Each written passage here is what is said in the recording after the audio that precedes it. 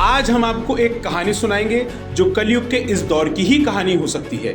जी हाँ, घर में जब तक माँ बाप और उनकी संतान होती है तब तक सब कुछ ठीक चलता दिखाई देता है, लेकिन जैसे ही घर में शादी होकर लोगों की गिनती बढ़ती है वैसे ही घर का माहौल बदलना शुरू हो जाता है। दरअसल कहानी दिल्ली के नदनगरी इलाके में रहने वाले एक परिवार की है, जहां एक महिला ने आप बीती सुनाते हुए अपनी देवरानी पर गंभीर आरोप लगाए हैं। इससे पहले कि आपको आगे की कहानी बताना शुरू करें, आपको समझना होगा कि इस कहानी में आखिर कौन क्या है। एक महिला का नाम आशा है और दूसरी महिला का नाम रीना है। रीना आशा की देवरानी है जो मृतक सुनील कुमार की पत्नी है। इस कहानी में मृतक रामवृक्ष भी हैं जो आशा और रीना के ससुर बताए गए हैं। रामवृक्ष की पत्नी का नाम धना देवी है जो आशा और रीना की सास बताई जाती हैं। इस कहानी को बताने वाली आशा नाम की एक महिला है जो अपनी देवरानी रीना पर कई गंभीर आरोप लगा रही है। अब आपको सिलसिलेवार बताते हैं कि आशा ने रीना पर क्या आरोप लगाए हैं। आशा का पहला आरोप है कि रीना ने अपने पति सुशील कुमार को जहर देकर मारा है। मेरा नाम आशा है और 2014 में से शादी हुई रीना नाम की लड़की से। गांव में ब्रह्मसारी नामक एक गांव है, गोरखपुर में शादी हुई। वहाँ की लड़की है वो। गोरखपुर के रहने वाली? जी जी, मैं गोरखपुर की रहने वाली हूँ। तो अब मेरा ससुराल शुकुरपुरा सिकरीगंज के पास है। सिकरीगंज थाना पड़ेगा, गोरखपुर जिला पड़ेगा। मेरी देवरानी थी, मेरी देवरानी है। उस टाइम मेरे देवर थे तब। अब कहानी यह है कि देवर मेरे 2021 में वो उनको थोड़े हल्का हल्का बुखार आया। अब ऊपर ले गई, कौन सी दवा खिलाई कि वो झाग फेंकते हुए खत्म हो गए। ये सारे पैसे और पैसे के जितने कागज थे सास की ससुर का, वो सारा कागज लेकर के फरार हो गए। 7 लाख रुपया मेरे ससुर ने बताए थे कि 7 लाख मैंने FD कर रखा है, दोनों बांट लेना, मगर एक पैसा नहीं मिला। उसने अपने खाते में उसने FD को भजा लिया और ये देखी, उसके अकॉर्डिंग पता नहीं क्या दी कि वो झाग फेंकते रहा और ये निकल गई अपने मैके चली गई। जब गांव चली गई तो फिर उसके बाद यहाँ मैंने तेरहवीं करी। सास ने मेरी देखी जब, तो उनको हार्ट अटैक आया, तीसरे रोज ही मर गई, खत्म हो गई। मैंने आशा का दूसरा आरोप है कि उसकी देवरानी रीना की वजह से ही उसके सास ससुर की जान गई है। तो मैंने क्या की, ससुर का सेवा करने लगी, उनको पारा कोरा घुमाने लगी। उनको पैरालाइज हो गया था, आधा लंग पूरा, एक हाथ एक पैर नहीं उठता, पूरा सेवा करने लगी। इन लोगों को रास नहीं आया, मुझे पानी देना बंद कर दिए सब। मैंने पार्क में किसी से कही, किसी लेडीज से, तो उसने जा करके कहा, मेरे ससुर से कहा। मैं ससुर से नहीं कही, भाई उनकी तबीयत खराब है, मैं क्यों कहूँ, उनको तकलीफ क्यों दूँ। तो नहीं उन्होंने पानी नहीं दिया, सुन लीजिए पहले। तो नहीं दिया, तो ससुर जब जान गए कि नहीं पानी दे रही है, तो उन्होंने आए घर। जब निभा के आई पार्क से, तो उन्होंने कहा क्यों पानी तुमको नहीं दे, उसके बाप का थोड़ी है। मैं वो चालू कर रहा हूँ फटका, तुम पानी भर दो। जब पानी भरने लगी मैं, उसके बाद नीचे मैं ऊपर चली गई पानी भरने, और इसने क्या करी, लठ से मारी, मेरे ससुर का सर फट गया। बोल रही है कि नहीं मैं पानी उसको नहीं दूंगी, ये यहाँ से भाग जाए। तो उन्होंने कहा कि जाओ थाने पर वो करो, पूरा गली इकट्ठा हो गई। लेकिन मैंने कहा ना, अभी लड़की है, ऐसा करूंगी तो थाने में उसकी जिंदगी बर्बाद हो जाएगी। फिर उसने रात को क्या करी, फांसी लगाने की कोशिश करी और बच्चों की गला दबाने लगी। दो लड़के हैं उसके, तो दोनों बच्चों को छोटे छोटे थे, जबकि थे 2 महीने 4 महीने के। तो ताकि यहाँ से मतलब रिश्ता ही तोड़ना चाह रही थी शुरू से, जब से आई। मेरी देवरानी थी, मेरी देवरानी है। उस टाइम मेरे देवर थे तब।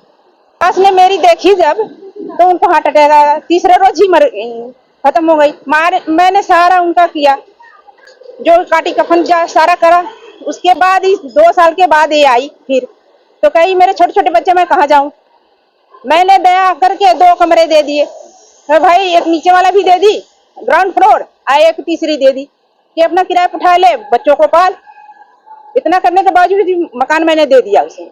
लेकिन फिर भी उसने लड़ती रही, हर बात में लड़ती रही। जब सास ससुर को मारी थी इसने, उसके बाद उसके 6 महीने बाद सास को भी मार दिया। उन्होंने गुस्सा होकर के पैसा था जो 7 लाख कहे कि बांट लो, तो देवर के मन में बेईमानी आ गई इसके सिखाने के वजह से, तो उन्होंने मुझे नहीं दिया। तो सास ने कहा जब मैं पैसे लेकर के तुम मुझे भी मार रहे हो, मेरी सेवा भी नहीं कर रहे हो, और सास भी यही बात कही। और ये 2017 में यहाँ एप्लीकेशन लगाई उन्होंने, और उसके बाद मेरे नाम वारिसनामा कर दिया। हाँ, मेरे नाम घर है, मकान मेरे नाम वारिसनामा इसलिए कर दी कि ये सबको देख लेगी। मैं उस टाइम ड्यूटी भी करती थी, अस्तासुर का सेवा भी करती थी। आशा का रीना पर तीसरा आरोप है कि जब रीना के पति सुनील कुमार की मृत्यु हो गई तो अब रीना किसी और आदमी को उसी घर में गैर कानूनी तौर पर कैसे ला सकती है। कह रही मैं गांव जा रही हूँ, गांव गई हूँ, मतलब हम तो नहीं जानते शादी करी हो, नाजायज ही संबंध माना जाएगा। वो लेकर के आई, अपने आई, मैं नहीं देखती थी कि मैं नहीं जानती थी। वो 6 महीने अभी जुलाई में आई है, पिछले साल 2024 में। हाँ, तो वो आदमी पीछे से 6 महीने बाद आके घुसा, तो मैंने पुलिस वालों को बुलाया, एप्लीकेशन कर दिए।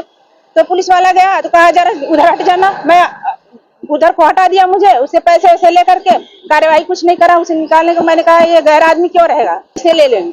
बेचने की कोशिश की, मैंने स्टे लगवाई जा करके करकटडुम्बा में। उसके बाद अब ये है कि अभी इस टाइम उसे डिलीवरी होने वाला है, अगले महीने में होगा।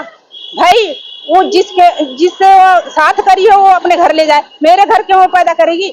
हाँ, उसके बच्चे मेरे देवर के मैं ले लूंगी, और इसके अलावा 7 लाख रुपए और क्या नाम है पैसे दोनों कोर्ट से मैंने वो नोटिस दिलवा रखी है। वो नोटिस पर 7 जुलाई को हेयरिंग है, वो वहाँ जमा करे और बच्चों को दे दे, मुझे पैसा भी जमा करे, मैं ले लूंगी।